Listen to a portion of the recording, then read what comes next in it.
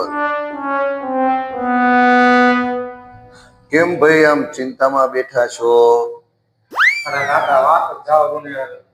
હમણે કંઈક તમારા લગ્ન ને 2-3 વર્ષ જેવું તો થયું ને? અરે લગ્નના 4 વર્ષ થયા પણ હે ને આમાં બે મારા નકરા બાઈક લઈ જ કરી.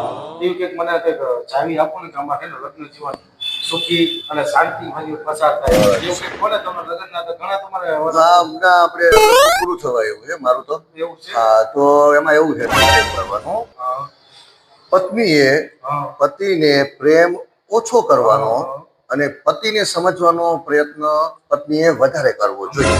બરાબર છે? આ એક મુદ્દો છે.